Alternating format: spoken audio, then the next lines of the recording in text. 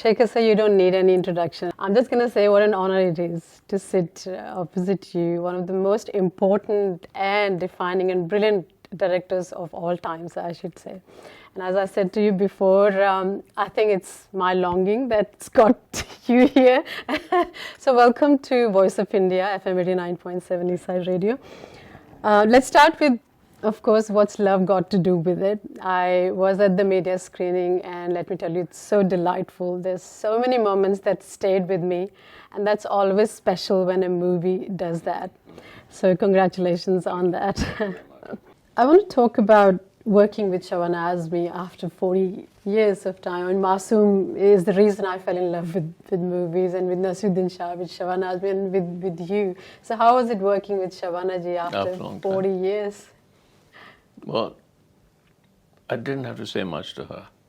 It's not like we worked a lot in the 40 years. We've known each other. We've been friends. But Shabana, what I noticed was just a gesture, a movement of the eyes, and she would look and she'd say, "Oh, I know what you want. I know what what's required," and she would do it a little bit, fine tune. When you, if you're a racing car driver, you got to be very careful, because a tiny flick of the steering wheel, you do it wrong, you'll crash. Yes. Right? And so very highly tuned actors are like that. So don't give them the wrong instructions if they trust you. If they don't trust you, you can say anything, they're not listening to you. But if they completely trust you, you yourself have to become like that finely tuned machine, like they are, and little gestures here and there. And that's what Shabana and a lot of the great actors are like that. Just need a little, nudge. You only just do that and they know what you're saying. What a lovely analogy. I mean, Emma Thompson was there, and her character, Kath, was really one of my most favorite characters. She had this vulnerability blended with edginess and also, sense of comfort when she came onto the screen. Yeah. How did you work with her to get that sort of... Number one, she's human also. She might be, people just laugh, but if she wasn't effectively, you've described the words vulnerable. That's a very human trait, vulnerability. If she didn't play it vulnerable, you just hate her for the things she says. But she's so vulnerable, and you know that she says it with the heart. Yes. The heart is good. It's just the expression in itself is uncertain. She doesn't know how to express it. So the moment you know that heart is good, it all works. And Emma's a director herself, so she understands, and she completely understood where this character should lie. In fact, she did her own costume. Oh, really? Yeah. That's how I'll dress. Right. So vulnerability, just staying with that word for a little bit more. In art, in movies, there's a lot of space for vulnerability and a lot of value in terms of behind the scenes, but also in front of the scenes. But in real life, why do you think our society hates vulnerability to be, worn on our shoulder? Because we associate vulnerability with the loss of ego. Simple. It's very simple. We become, ego shores us up. Yeah. Ego is like, as if there's nothing inside, sometimes. Yeah. Just try and imagine that you've stitched everything around you to hold you. That stitching is your ego, right? Yeah, true. And you're so afraid to let that stitching go in case you just collapse. What you need to do is let that stitching go and realize you actually don't collapse. It's an illusion. Structure is an illusion. We think, we got structure, we're safe. Let go of structure. Then you see, let go. How will you even know yourself if you're not vulnerable to yourself? Vulnerability is not a wall that you create between yourself and other people. It's also a huge wall that you're creating between you and yourself. And so you've got to sometimes let that wall go to know yourself, otherwise you'll forget who you are. It's a strength, in other words. Yeah, it's the greatest strength in the world is to be vulnerable. It is. Like water. Yes. Like water, Water is so vulnerable. It will just flow around and a rock. Find its way. A rock ultimately will get hewn away. It doesn't go anywhere. It doesn't flow. It's just there. Yeah. So pada bechara So you have to be like water. Like water. Just staying on the same topic, when you create your movies, you wrote something, let me just get it right, that you can be a true seeker only when you are lost. So how do you keep a balance between being meticulous, organized, and also, at the same time getting lost and and then being a seeker? Well, I can tell you from my own experience, and just like love, being lost is not a temporary thing. That, okay, I found my way. You never do. No, you never do.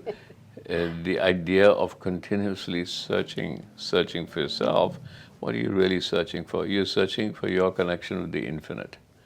Most of us will never get there because we can't imagine the infinite. So we pray, it's people call it different. Sort of. I call it love. People call it God. People call it faith. All kinds of things. That search for the infinite can only happen when you accept that you need to search, that you are on a lost path. If you knew exactly where to go, so what do we do? Like, what do children do? Watch kids often. When they're lost, they just go somewhere. Even if they're crying, they start to cry, but they move into a path, and then that's how they'll discover something. I like that. I like to be like that. I like to be lost all the time. And every now and again, my ego surges in and saying, I know how to direct a film. How dare you say that? I don't. Because if I knew how to direct a film, then every film that I did would be the same. Very true. Right? So each film I have to let go, say, I don't know. In fact, the 3 most creative words I know are, I don't know. Perfect. So I'm lost. That's the only truth as well. Yeah. So I'm lost. That's what I meant. They say, good art, it can really show us our interior lives or our, make us meet ourselves. Any project that has truly, deeply and sort of in permanent ways changed you or affected you? Yeah, everyone. Every project has, because I deal with human beings. Right. So they're not just reflecting of me as a director, I'm reflecting of them. Yeah. In order to understand them, I'm trying to become one part of them. I'm trying to become them. So in the movies that I do, I am every character all the time. Yeah. I was even Pulan Devi in Bandit Queen. I was Pulan Devi. To understand what it meant to be raped or gang raped, I had to undergo it myself, or to be Gath, or to be Zoe, or to be... I have to inhabit the character to understand the character. And then to see how the actor is inhabiting the character, I have to go with them. So I cannot not learn. It is a process of learning, constantly evolving. I'm changing all the time. So I would like to bring in Alain de Botton, one of the greatest thinkers of our time, into this, because very soon in the movie, I was reminded of him and his views on marriage, love, and romanticism. So he's very vocal about what's love got to do with marriage. He doesn't say it in these many words, but he's always talked about the fact that we need to re-examine our views on love and marriage. But a part of us always wants to boil, always wants that heady feeling of love and ishq. I wanted your view on that. Why are we so tempted by ishq? We talk about different things. Of course, we always look for passion and excitement, right? But what we're really looking for is uncertainty. Like little kids when they're about to jump a ditch. Can I jump it? Can I not touch it? Jump it. It's the fear of falling into the ditch that makes you want to jump it. If you could just walk over it. So there's a kind of uncertainty that drives us as human beings constantly. We are afraid of it. So we're afraid of anything uncertain. So that's why love has an uncertain quality to it, has a mystery to it. And it's that mysteriousness that draws us constantly as human beings into it. So when you talk about relationships, then it's a different thing. Love draws us into a relationship, but the relationship has an everyday practical aspect to it. Does love come into it? Yes, it does. Love has a different meaning in a relationship. The fact that you say, okay, now I'm in love, and now what do I do? Actually, what you're saying is, now the passion and everything of love is over. Right? So what you should be saying, oh, now that love is over, how do we live together? That's basically, you're not using those words. So the only way to keep relationships going is to understand that love is not over. It's not over. It will mutate into something else. No, it keeps mutating itself. Because part of being in love is to be a reflection of, if I'm in love with somebody, and we're deeply in love and committed to each other, that person becomes a mirror to myself. Oh, So if love is over, then the mirror is blocked, and that means that that's it. I'm not going to, evolve anymore. Or does the other person, does that mean that evolution of my own self is over? Right? That's not true. Yeah. Therefore, if love has to survive in a way that you don't interfere with love. What happens is a lot of time when we get into a relationship, too many other things start to interfere. The politics of living, the politics of togetherness, that starts to interfere with love. The politics of life itself starts to interfere. Ego and other things. Yeah, ego, very big in that. So it becomes incumbent then in a relationship for you to keep the space for love. Don't stamp it out. You don't like Labeling it. Yeah, labeling spats. It's if you've got a candle, you have to keep it burning. Don't let the oxygen go away, right? But it won't go away. It will keep burning till you stamp it out. So remember that, we don't love each other more. You've stamped it out because you haven't discovered how to constantly evolve love, because you haven't accepted that you are evolving. When you say, I got bored with somebody, you're saying you got bored yourself? So true, actually, because we keep changing. I mean, Yeah, and you'll never accept that I don't change. You'll never say, I'll never accept the fact that I don't change, that tomorrow, for the rest of my life, I'll be the same person.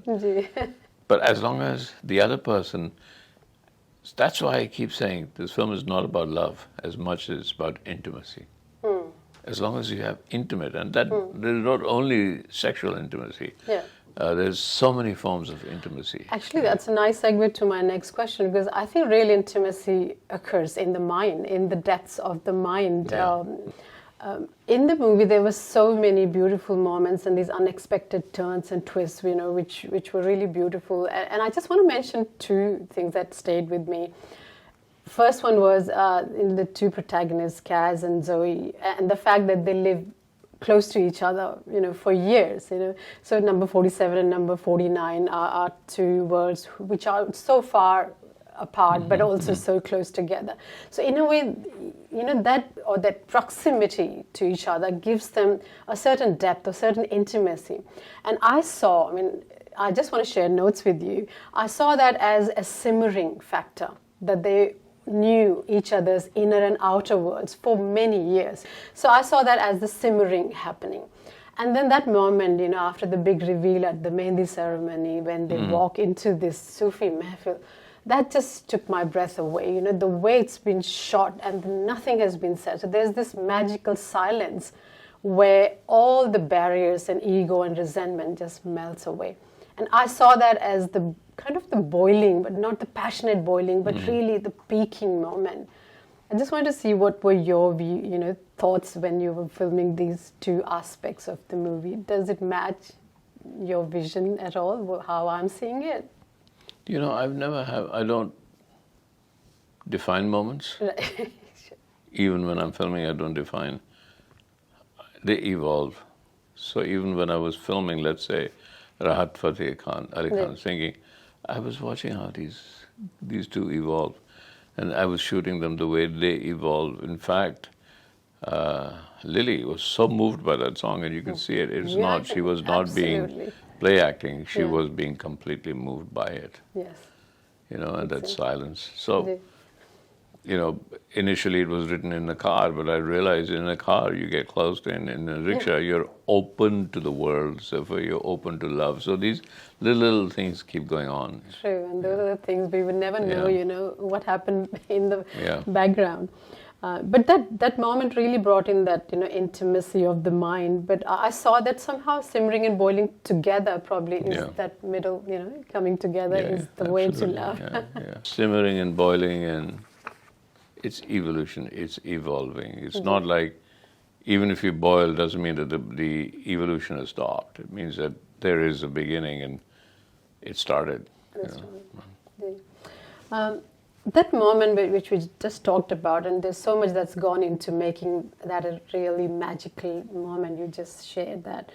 But I follow you on Instagram, and you said something there about, you said we cannot fall in love when we are already in an embryo called love.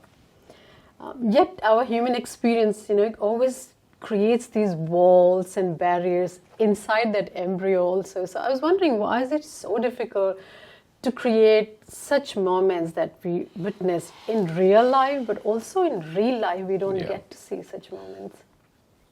Because our biggest barrier becomes language. And we get addicted to language. Love is a word that's, oh yeah, I'm in love with you. It becomes an addiction to say that without understanding it. Very true. Becomes banal. So everything needs to, for some reason, human beings need to define everything. And as we are getting into social media and relationship without talking to each other, we are relating our lives by definition. We define by words. And what ways do we have defined? Language. So language often becomes the biggest barrier. So when I was writing that, what I was saying is that actually the universe, if you describe the universe, it's something called love. Right? Yeah. And so when you say, I fall in love, actually all you've done is open your eyes and open your heart and say, oh my God. Become aware of that. It was always there. Yeah. So it's not like, oh, you saw somebody, you fell in love. Somebody provoked you to open your eyes. Somebody provoked you to open your heart. And you open your eyes and open your heart. And then suddenly, when love happens, now, if possessiveness happens, it's not love. If ownership happens, oh my God, that's such a sexy person, I've got to own that person. Nah, then it's not love. It's something actually quite opposite. It's worse than not knowing. It leads to jealousy and wars. But love, when you open it, you feel a huge sense of compassion. So the love we're talking about actually is very compassionate at the same time. They go together hand in hand, these two things. And I think that's the moment that was captured in that the scene. compassion, I called it, I wrote a review of the movie, called it, it was like more than the sum of its parts. And that's what we were witnessing. So beautifully done.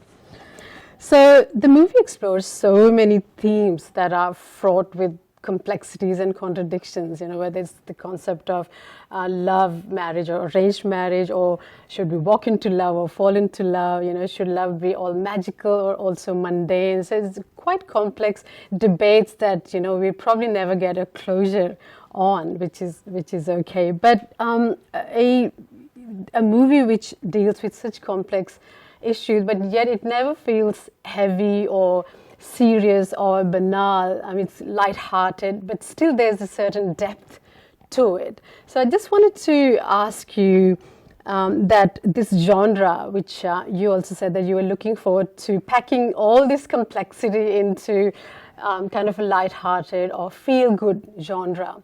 So a genre like that, how does it lend itself to examining such complex themes? I've done it once before. Ji. Masoom was like that. Masoom, yes. So it's not alien to me, We just don't call Masoom romantic comedy, it's not. But no, it's film is, to me, it's about human beings. It doesn't matter whether it's Elizabeth or Masoom or this one. Mr. India. They're all, to me, no film makes sense unless you can relate to the characters. And you cannot relate to the characters unless they're human, and they can't be human unless I am encouraging the actors themselves to find the character in themselves. So I'm never telling the actors what to do. I just pick actors always. My life depends on actors. Right, of course. Any film that has worked because the actors have worked. And so even in this one, what I do is I work with the actors and the characters, and then finally, over time, in all the rehearsals and the work we do together, either I accept the actor in like, okay, so this is how the part is, or the actor finds something in themselves that is the character, and they go that way. So it's always the actor, and the actor then tells the story. Wow.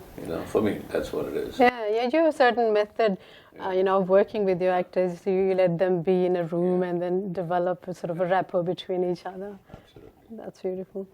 Again, something from Insta, I go through your Insta every day. So you said, sometimes I try so hard and cannot achieve what I want. It's frustrating. And then Wisdom responds that there are other karmas and destinies at play. So I was thinking about Masoom, Mr. India, Bandit Queen, Elizabeth, what's love got to do with it? Where do these projects, or one of these projects, fit in all this? Did you achieve what you set out to do? And if there was one thing that you would like to change, although it's a masterpiece for us, I wouldn't want you to change anything about, say, Masoom. But if you wanted to, with the benefit of hindsight, would you change anything? No, I wouldn't try. I wouldn't dare. I would just make a different film. I wouldn't dare change anything. That came out of naivety, and that came out of what I were. And naivety is a huge, huge asset. Beautiful. But when I said to in that there's a million things that the universe is doing at the same time, it's like everybody else's karma. This film succeeds. There's going to be a million things that other people will feel it was their karma. Yeah. If I walk out of this room right now, somebody will have to shift to let me through. Their That karma. movement will affect their karma. It affects, like it's what we call the butterfly effect. Everything affects everybody. How can I say that between my doing and what is done is just me? It cannot be. It's a trillion things, unlimited amount of other karmas. The karma of this light, the karma of this room, this karma of my flight. Everything is affected, So that's why, even the Gita says, just do what you have to do, because the result of what you do is really not up to you. Last one, just one message why our audience should go and watch the movie. Well, remember something that the pandemic taught us. One reason you should go watch the movie, other than to be entertained, is to go hug somebody again. Oh. Beautiful. Okay. Thank you. It was a very pleasure, much. sir. Thank you. Thank you.